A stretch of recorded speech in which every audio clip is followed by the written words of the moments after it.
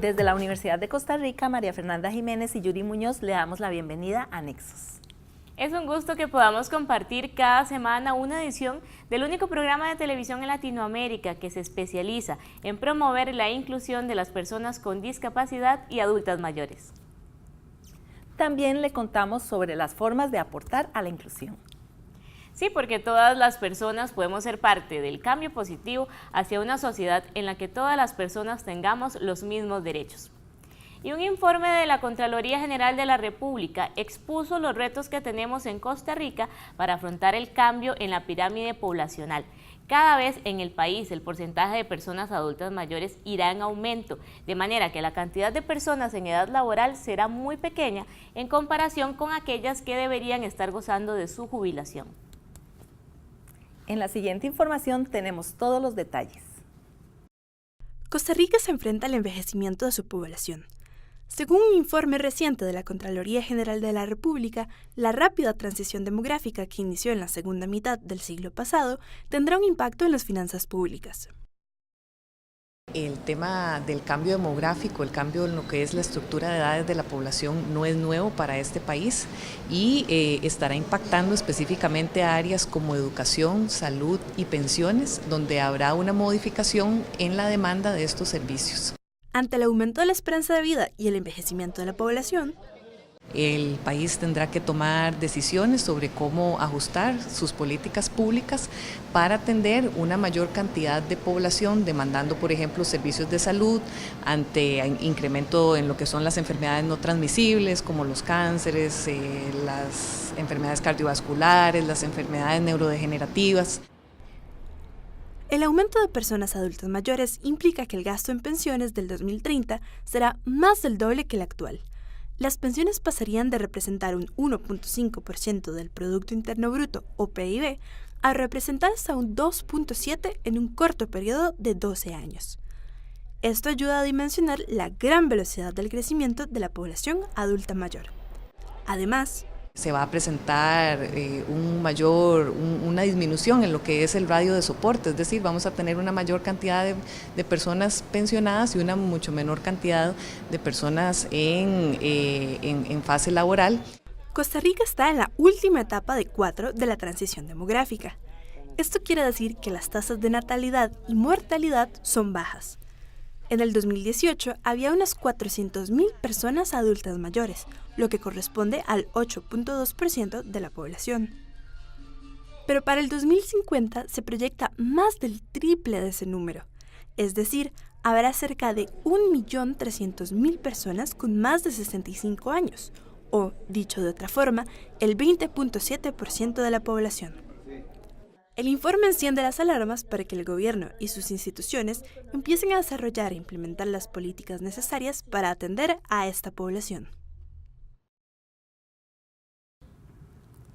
Los retos para afrontar los cambios en la economía que implica el aumento en la esperanza de vida y la disminución de las tasas de natalidad preocupa a las generaciones de personas adultas mayores para las próximas décadas, pero también ha encontrado realidades desfavorables para las personas adultas mayores de la actualidad. La pobreza ataca a muchas personas adultas mayores. Eso lo veremos en la siguiente nota. La Encuesta Nacional de Hogares de 2018 reveló que cerca de 83.000 personas adultas mayores viven en condición de pobreza. Es decir, poco más de 2 de cada 10 personas adultas mayores son pobres. El informe de la Contraloría General de la República sobre el impacto fiscal del cambio demográfico apunta a la necesidad de desarrollar una política integral para atender a esta población y no recargar de funciones al Consejo Nacional de la Persona Adulta Mayor, CONAPAM. En materia de envejecimiento no debe verse solo a la luz de lo que hace una única institución, sino más bien de cómo el Ministerio de Salud, el Ministerio de Planificación, el Ministerio de Hacienda, todos los ministerios de línea, educación y otros hacemos un esfuerzo por garantizar atender mediante diseños particulares de políticas públicas a esta población. El presupuesto del CONAPAM en esa lógica, a pesar de que es muy relevante, no sería de la más extrema prioridad, por decirlo de alguna manera, si todos hiciéramos la tarea. Lo que pasa es que en este momento se le ha recargado la atención de la población adulta mayor a CONAPAM. Más de una tercera parte de las personas adultas mayores no reciben pensión de ningún tipo, de acuerdo con datos recolectados por la Organización Internacional del Trabajo. Por otro lado, la mayoría de las 119.000 pensiones del régimen no contributivo son otorgadas a personas adultas mayores en condición de pobreza. El periódico La Nación reportó en marzo que unas 20.000 personas más están a la espera de que la Caja estudie su solicitud de pensión de este régimen. Muchas personas no cotizaron en el régimen de invalidez, vejez y muerte durante su edad laboral porque tenían trabajos informales. En el caso de las mujeres, muchos se dedicaban exclusivamente a labores domésticas, por lo tanto, no tenían salario. Para darle un mayor alcance al régimen no contributivo, el gobierno anunció a mediados de mayo que le destinará 14.000 millones de colones en los próximos 4 años. Eso permitirá crear 20.000 nuevas pensiones de aquí al 2022 y aumentar el monto de 78.000 a 82.000 colones mensuales. Pero esta es apenas una solución temporal. Y finalmente en el tema de pensiones, abordar el tema de la sostenibilidad actuarial, de la solvencia actuarial y la estabilidad financiera de estos regímenes. Las dificultades financieras obligan a miles de personas de más de 60 años a seguir trabajando. En el primer trimestre del 2019, se contaban 203.000 personas adultas mayores trabajando y otros 12.000 en busca de empleo. Es decir, el 27% de esta población aún se encuentra en la fuerza de trabajo. La informalidad es uno de los mayores retos que enfrenta el país en materia laboral. De las personas mayores a 60 años de edad que siguen laborando, 7 de cada 10 lo hacen de manera informal.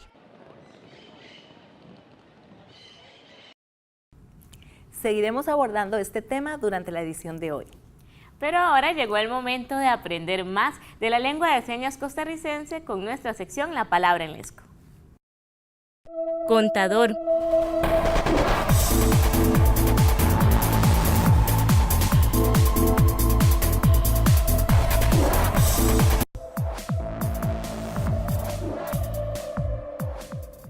Estamos de regreso en Nexos hablando sobre el cambio en la dinámica poblacional y el aumento en la cantidad de personas adultas mayores que constituyen la sociedad costarricense. ¿Qué podemos hacer para prepararnos para afrontar el futuro con medidas sociales y económicas que nos permitan garantizar la seguridad de condiciones de vida dignas para las personas adultas mayores del mañana? Costa Rica enfrenta un cambio en la estructura etaria de su población, por lo que muchas personas tienen dudas de cómo serán las condiciones de vida para su vejez. Una de las principales preocupaciones es que al haber más adultos mayores, existe una mayor demanda de pensiones, lo que podría afectar en un futuro el recibir el resultado de las cotizaciones actuales. Hay que hacer algunos ajustes que pueden ser dolorosos, pero todavía estamos bastante a tiempo de hacerlo y garantizarle a esos jóvenes que habrá pensión. Si usted guarda 10% de su salario, y no se preocupe si es el patrón o el trabajador o el Estado, 10% de todo su salario es guardado en un fondo de pensiones, usted algún día debería recibir más o menos 30%. Para mejorar las pensiones, debemos aplicar una serie de medidas a nivel de todo el país que permitan mantener el sistema de la República. Volver a hacer un plan de aumentos graduales del aporte. Mi lectura es que lo que sería mucho más justo y más efectivo en el corto plazo es quitar lo que yo llamo el retiro anticipado sin penalización. Esto último, para evitar que este retiro anticipado represente un gasto para la Caja Costarricense del Seguro Social. Sin embargo, la necesidad de generar cambios no es solo a nivel económico, pues se necesita un enfoque integral que permita desarrollar las condiciones de vida dignas en todos los ámbitos de la sociedad. Lo primero que hay que hacer es tomar todo el ciclo completo de las políticas públicas que tenemos en este momento y en el corto plazo programar cuáles deberían de ser las desagregaciones y cuáles deberían ser intervenciones específicas que se hagan en términos poblacionales. Eso es muy importante, eso significa que la política pública no tiene que ser genérica, sino que tenemos que tener énfasis en términos de las poblaciones para poder empezar a dar respuestas integrales. Según un informe de la Contraloría General de la República, uno de los posibles cambios para mejorar las condiciones de vida se daría en el área de la educación, ya que se plantea hacer un reajuste de inversión en el que se pasaría a invertir un 8% del Producto Interno Bruto a un 5.2%, pues habrá menos niñas y niñas en el sistema. Y en el caso de la educación, ahí se presenta una oportunidad porque se empieza a presentar una disminución en lo que es la matrícula a nivel de primaria tradicional y aquí estaría disminuyendo el gasto en educación, lo que podría generar que este gasto se asigne a otros sectores que necesiten ser atendidos. En el área de salud se debe desarrollar un cambio en los sistemas de atención y aplicar políticas de salud preventiva para asegurar calidad de vida. Cómo contar con una población que cuente con una mayor cantidad de años de vida saludable y además en lo que es la mejora en la eficiencia de los servicios públicos. La propuesta es crear un marco fiscal demográfico que permita reconocer las demandas y los recursos disponibles en el país de manera transparente para conocer y ser parte de las acciones presupuestarias que se toman para el proceso de envejecimiento. Anteriormente en el programa veíamos cuál es el panorama de lo que como sociedad debemos hacer para enfrentar el aumento del porcentaje de población que superará los 65 años en Costa Rica en un par de décadas. Pero de manera individual también hay una serie de recomendaciones para los profesionales jóvenes que se preocupan por su futuro en el momento de la jubilación. Las estadísticas son claras. En unas décadas, las personas mayores de 65 años conformarán el grupo etario más numeroso en Costa Rica. El envejecimiento de la población implica una serie de retos tanto a nivel colectivo como individual. Existe un gran temor de las personas trabajadoras jóvenes sobre el futuro de su pensión. En esta nota, el superintendente de pensiones presenta una serie de consejos para prepararse económicamente para su vejez. Los que son hoy muchachos, que serán futuros pensionados en 30, 40 años, van a estar en situaciones distintas. A mí lo que me preocupa con los jóvenes hoy no es tanto que si cotizan no vayan a tener pensión. Lo que me preocupa es que no logren cotizar del todo o que coticen muy poquito por lo rápido que está cambiando el mercado de trabajo.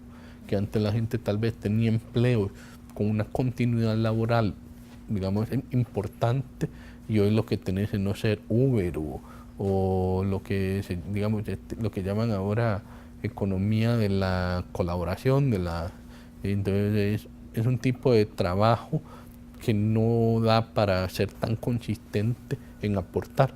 Entonces el sistema en 40 años perfectamente puede estar existiendo y funcionando bien, pero los jóvenes tuvieron trabajos muy irregulares que no les permitirán disponer de una pensión tan buena como hubieran querido. La incertidumbre sobre el porcentaje de pensión que recibirán las personas jóvenes hace que muchas se preocupen por su situación económica en la vejez. Una recomendación es cotizar voluntariamente un porcentaje mayor a su fondo de pensión o optar por una pensión voluntaria. Existe la opción de las pensiones voluntarias y hay algunas operadoras que ofrecen un producto que es hacer aportes extraordinarios a su régimen obligatorio. En otras palabras, hay un monto que de una vez entra por descuento en planilla, pero hay operadoras que ofrecen un producto que básicamente aportar más que lo que estás obligado por ley. Otra recomendación es invertir sus ahorros en distintos activos o productos, como bienes inmuebles, portafolios o certificados de depósito, y no invertir todo su capital en un solo activo. Lo otro es tratar de concebir su riqueza como persona, como todo su patrimonio. Entonces, ahí sí depende mucho de ir llevando bien el pulso a cómo está su relación deuda-activos. Si gastas tu dinero en activos con potencial plusvalía o por lo menos con un potencial alto de mantenerse estables en valor, entonces puede ser buena idea ir guardando el dinero en eso, con la ventaja adicional de que lo disfrutas. O sea, el ahorro global tendría que ser 20, dado que usted en este momento ya aporta 14,5, estaremos hablando más o menos de 5% de su salario. Si se hiciera así, usted recibiría 15% por el VOP, otro 16 o 17 por su voluntaria, Entonces ya ibas por más de 30% de tu salario como pensión, más lo que te dé la caja. Pero ciertamente si estás dando 10% a tu pensión privada, 4 tanto en la ROP y 4 tanto o 5 en la voluntaria, al final vas a tener una pensión bastante decente solo en la privada. Entonces ya te preocupa menos que le pase a la caja. Ahí lo difícil es tener la disciplina de desprenderse casi 10% del salario, aunque sea para la pensión privada. Que ojo, esa sí es una ventaja. Todo el dinero que acumules ahí es tuyo. Y con un montón de protecciones fiscales, inembargabilidad, o sea, hay toda una serie de temas de protecciones pensadas precisamente en términos sociales para cuidar la pensión. Pero es su dinero. Y nuevamente vamos a dudas, preguntas. Además, es importante que usted monitoree su estado de cotización. Una forma sencilla de hacer un estimado del monto que recibirá es dividir el monto total que se ha cotizado entre 180, aunque es una medida imprecisa.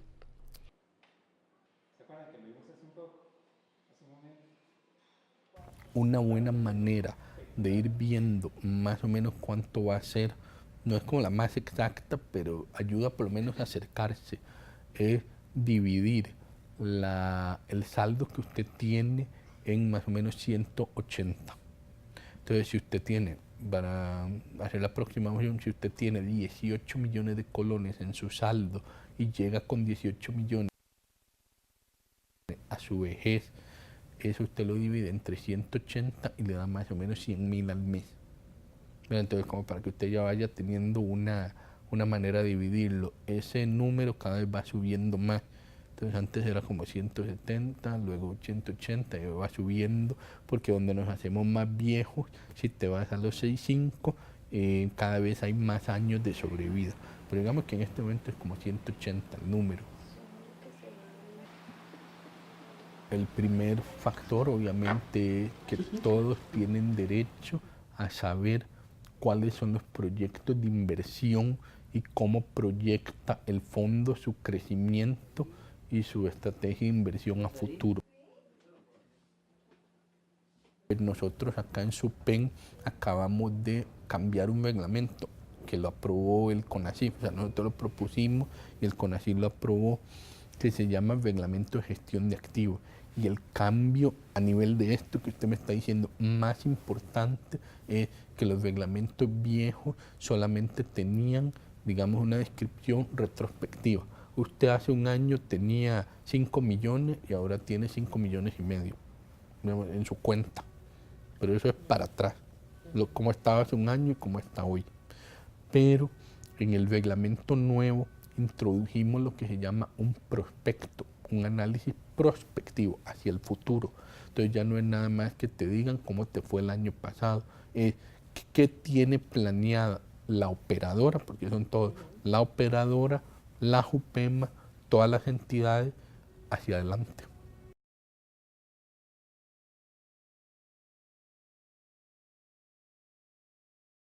Puede ingresar al sitio web de SUPEM para comunicarse con la superintendencia en caso de requerir asesoría.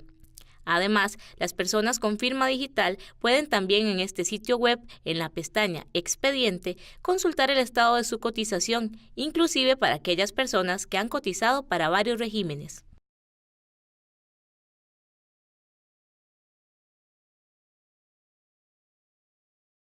Repase las recomendaciones que le presentamos en la cápsula anterior en las redes sociales del programa. Nos encuentra en Instagram, Facebook y YouTube como Nexos Canal 15. Ahora iremos a nuestra segunda pausa, pero antes conocemos una nueva seña de la LESCO. Abogado.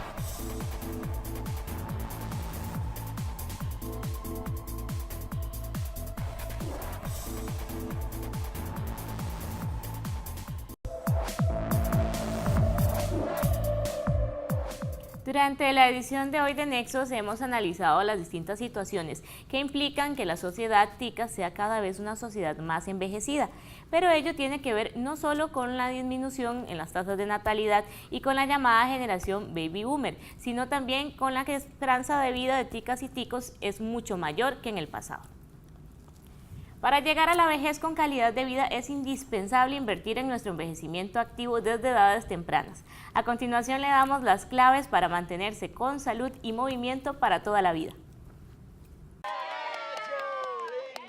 Para lograr vivir un envejecimiento de calidad, debemos tener un plan de vida desde edades tempranas que nos facilite visualizar y planificar cómo queremos vivir nuestra vejez. Esto permitirá que durante estos años podamos disfrutar de una vida activa.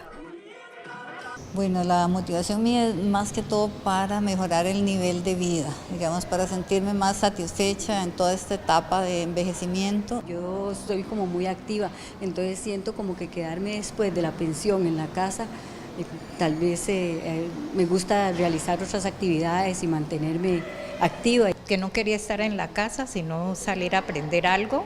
Entonces me hablaron de AGECO y vine para que no estuviera aburrida ahí en el cuarto, entonces poder salir a estudiar y a superarme, ¿no?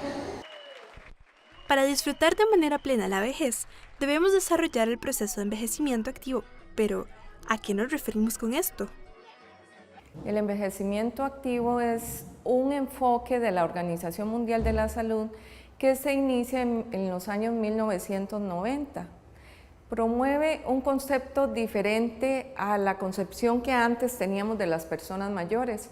Por ejemplo, antes asociábamos la vejez con enfermedad, con deterioro, con dependencia, y en cambio con este enfoque le da una gran participación a las personas mayores en ese proceso de envejecimiento.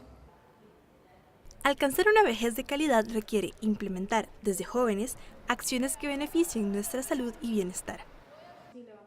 Algunos de los hábitos para vivir un envejecimiento activo son: no hay como una fórmula mágica, pero sí hay una serie de elementos a nivel integral donde se plantea, por ejemplo, una buena alimentación.